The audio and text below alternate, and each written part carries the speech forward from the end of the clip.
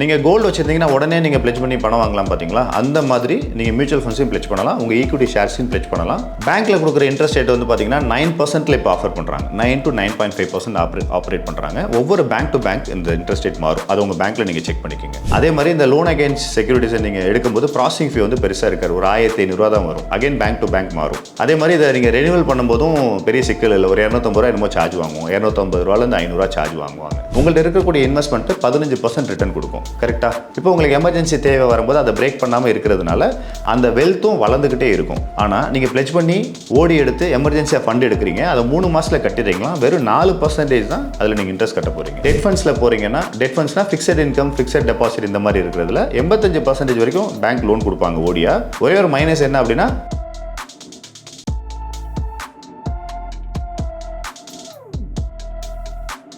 Wealth cafe நேயர்களுக்கு வணக்கம். நான் அஜ்மல் ஃபின்வேலட்லேருந்து பேசுகிறேன். இன்றைக்கி டாபிக் என்ன பேச போகிறோம் அப்படின்னா, நார்மலாக எல்லாருமே லோன்ஸில் இருப்போம் இல்லையா. லோன்ஸ் பொறுத்த வரைக்கும் பர்சனல் லோனில் இருப்பீங்க, கிரெடிட் கார்டில் இருப்பீங்க, இந்த மாதிரி உங்களுக்கு தெரியும், லோன்ஸ் நிறைய தெரியும். இப்போது அதிகமான வட்டி விகிதத்தில் இல்லாமல் நம்மள்கிட்ட இருக்கக்கூடிய இன்வெஸ்ட்மெண்ட்டாக இருக்கட்டும், நம்மள்ட்ட இருக்கிற அசெட்லேயே வட்டி விகிதம் ஜாஸ்தி கொடுக்காம, ப்ராசஸிங் ஃபீ ஜாஸ்தி கொடுக்காம, எப்போ வேணாலும் நம்ம வந்து அந்த பணத்தை எடுத்துக்கலாம், எப்போ வேணாலும் அந்த கடனை அடைச்சிக்கலாம். அதே மாதிரி கூட்டு வட்டியில் நம்ம அதிகமாக வட்டி கட்டிக்கிட்டே இல்லாமல் இந்த மாதிரி ஒரு சூழ்நிலையை நம்ம உருவாக்க முடியும். அதுக்குண்டான தீர்வு தான் லோன் அகெயின்ஸ்ட் செக்யூரிட்டிஸ்.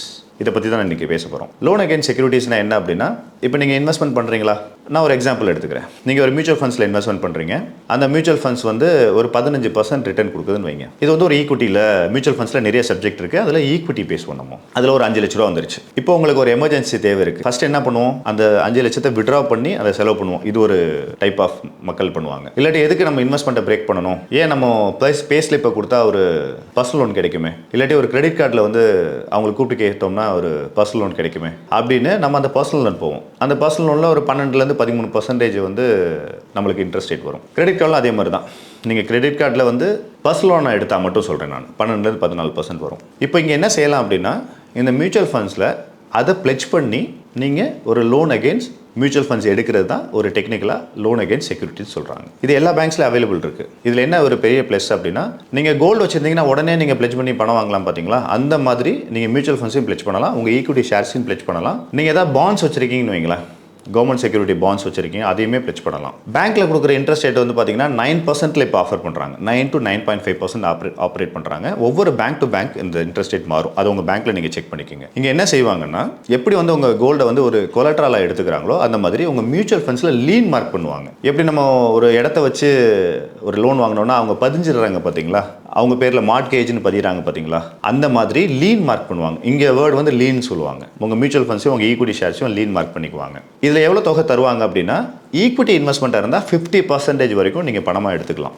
இதே இது வந்து டெட் ரிலேட்டடாக, அதாவது ஃபிக்ஸட் இன்கம் ரிலேட்டடாக இருக்கக்கூடிய இன்வெஸ்ட்மெண்ட்டாக இருந்தது அப்படின்னா 85% வரைக்கும் உங்களுக்கு லோன் தருவாங்க. 80% 85%. இதுவுமே பேங்க்லேருந்து பேங்க் மாறும். இதை பிளெஜ் பண்ணி அந்த பேங்க்கில் ஒரு ஓடி அக்கௌண்ட் உங்களுக்கு கொடுத்துருவான், ஓவர் டிராஃப்ட் அக்கௌண்ட். அந்த ஓவர் டிராஃப்ட் அக்கௌண்ட் எப்படி இருக்குன்னா, இப்போ உதாரணத்துக்கு ஜனவரி 2024 நான் ஓப்பன் பண்ணுறேன் அப்படின்னா, இந்த 2 லட்சத்தை நான் ஃபுல்லாக எடுத்து டிசம்பர் 2024 வரைக்கும் நான் அந்த கடனை திருப்பி செலுத்தலை அப்படின்னா தான் எனக்கு 9.5% இன்ட்ரெஸ்ட் வரும். இதே இது நான் ஷார்ட் டேர்மில் ஒரு லோன் எடுத்திருக்கேன், ஜனவரி 2024 எடுத்துட்டேன், ஆனால் எனக்கு அப்பப்போ பணம் வரும்போது நான் அதை கட்டிட்டேன், மார்ச்லேயே அந்த லோனில் இருக்கக்கூடிய ஃபுல் அமௌண்ட்டை நான் கட்டிட்டேன் அப்படின்னா எனக்கு 9% இன்ட்ரெஸ்ட் ரேட் வராது. எனக்கு கிட்டத்தட்ட 3% 4% தான் இன்ட்ரெஸ்ட் ரேட் வரும். அதே மாதிரி இந்த லோன் அகெயின்ஸ்ட் செக்யூரிட்டிஸை நீங்கள் எடுக்கும்போது ப்ராசஸிங் ஃபீ வந்து பெருசாக இருக்காது. ஒரு 1500 தான் வரும். அகைன் பேங்க் டு பேங்க் மாறும். அதே மாதிரி இதை நீங்கள் ரெனியூவல் பண்ணும்போதும் பெரிய சிக்கல் இல்லை. ஒரு 250 ரூபா என்னமோ சார்ஜ் வாங்குவோம். 250 ரூபாயிலேருந்து 500 சார்ஜ் வாங்குவாங்க. இது நீங்கள் ஃப்ளெக்சிபிளாக எமர்ஜென்சியாக ஃபண்டு தேவைப்படும் போது உங்கள் இன்வெஸ்ட்மெண்ட்டை பிரேக் பண்ணாமல் இந்த ஓடி அக்கௌண்ட்லேயே நீங்கள் பணம் எடுத்துக்கலாம். இதில் இன்னொரு லாபம் என்ன அப்படின்னா,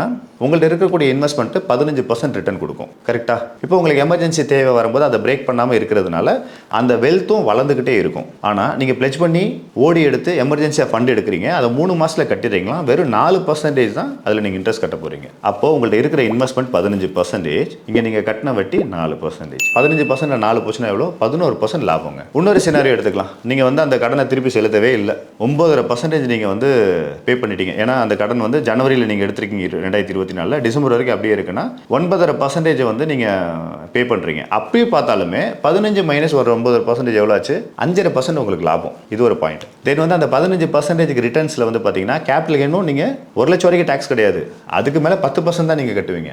அப்போ டாக்ஸேஷன்லேயும் மிச்சம். இந்த இடத்துல என்ன ஆகும்னா நீங்கள் வட்டி செலுத்துறது ரொம்ப ரொம்ப குறைவாக இருக்கும். நீங்கள் அனாவசியமாக அந்த இஎம்ஐன்ற ட்ராப்பில் போய் மாட்ட மாட்டீங்க.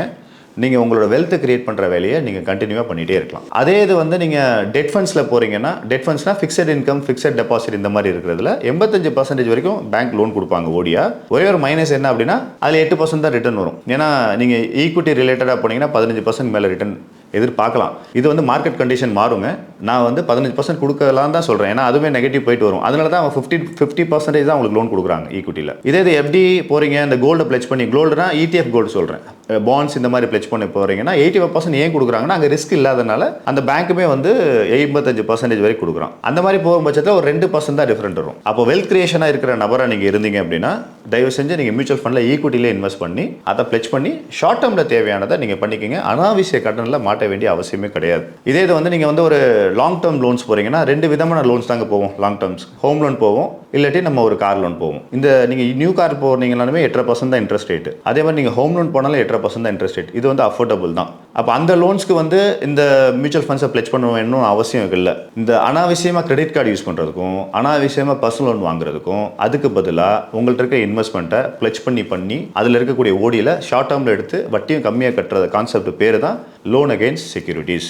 இதை உங்களோட இன்சூரன்ஸ் சரண்டர் வேல்யூக்கும் நீங்கள் வந்து லிங்க் பண்ணலாம். இந்த மாதிரி ஃபினான்ஷியலாக நீங்கள் எங்கெங்கெல்லாம் டெபாசிட்ஸ் பண்ணியிருக்கீங்களோ அது எல்லாத்தையுமே இதை லிங்க் பண்ணலாம். இப்போ உங்களுக்கு என்ன கேள்வி வரும் அப்படின்னா, அந்த மியூச்சுவல் ஃபண்ட்ஸ் அமௌண்ட் இருந்தால் தானே நான் அதை எடுத்துருவேன், அதுதான் இல்லைன்னு தான் நான் கடன் வாங்குறேன் அப்படின்ற மாதிரி கேள்வி வரும். இதை நீங்கள் இன்கம் ஏர்லியர் ஸ்டேஜ்லேயே உங்களோட இன்கம் வந்து ஒரு 23 வயசில் 25 வயசில் ஸ்டார்ட் ஆகுதுன்னா அப்பயே நீங்கள் கொஞ்சம் கொஞ்சமாக எஸ்ஐபி போட ஆரம்பிக்கிறீங்க. மாதம் ஒரு 10,000 5,000 என்ன உங்களால் முடியுமோ அந்த எஸ்ஐபி போட ஆரம்பிக்கிறீங்கன்னா இந்த 5 வருஷத்தில் அந்த போர்ட்ஃபோலியோ பில்ட் ஆகும். நான் பார்த்த வரைக்கும் நீங்கள் பர்சனல் லோன் கிரெடிட் கார்டும் மோஸ்ட்லி என்ட்ரு ஆகிறது வந்து பார்த்தீங்கன்னா அந்த ஆஃப்டர் மேரேஜ் இல்லாட்டி ஆஃப்டர் அந்த மேரேஜ் டயத்தில் தான் நீங்கள் என்ட்ரு ஆகிறீங்க. அதுக்கு முன்னாடியே ஒரு 3-4 வருஷம் நீங்கள் பிளான் பண்ணிட்டீங்க அப்படின்னா இந்த சர்ப்ளஸ் வேல்யூவை கிரியேட் பண்ணுறது ரொம்ப ரொம்ப ஈஸி. அதுக்கப்புறம் இன்னொரு இதில் கண்டிஷன் என்ன அப்படின்னா, நீங்கள் லாக்இன் பீரியட் இருக்கிற மியூச்சுவல் ஃபண்ட்ஸில் இதை பிளெச் பண்ண முடியாது. ஒன்லி ஓப்பன் எண்டட் மட்டும்தான். இந்த க்ளோஸ்ட் எண்டட் வந்து பண்ண முடியாது. இஎல்எஸ்எஸ் இன்வெஸ்ட்மெண்ட்ஸ் நீங்கள் பண்ணியிருக்கீங்கன்னா அதுக்கு லேஸ் வந்து தர மாட்டாங்க. ஏன்னா அது லாக்இன் பீரியட் இருக்கிறதுனால அது விட்ரா பண்ண முடியாதுல்ல. அதனால ஏன் அப்படின்னா நாளைக்கு இந்த கடனை நீங்கள் சப்போஸ் செலுத்தலை அப்படின்னா கம்ப்ளீட்டாக அந்த மியூச்சுவல் ஃபண்ட்ஸில் வந்து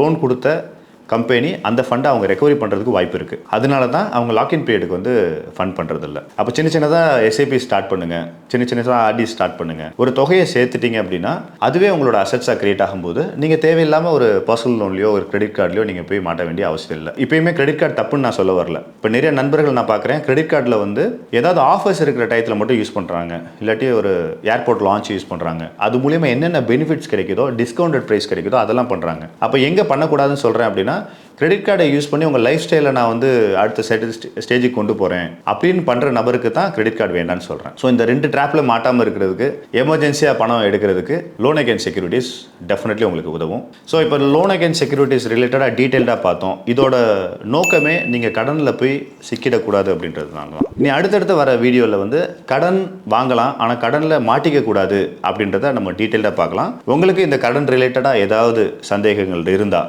கமெண்ட் செக்ஷனில் நீங்கள் போடுங்க. எங்க டீம் உங்களுக்கு ரிப்ளை பண்ணுவாங்க. நம்ம அடுத்த வீடியோல சந்திக்கலாம். தேங்க்யூ. இந்த வீடியோ உங்களுக்கு பிடிச்சிருந்தா லைக் பண்ணுங்க, ஷேர் பண்ணுங்க, கமெண்ட் பண்ணுங்க. மறக்காம வெல்த் கஃபே தமிழ் சேனலை சப்ஸ்கிரைப் பண்ணிட்டு பெல் பட்டனை கிளிக் பண்ணுங்க.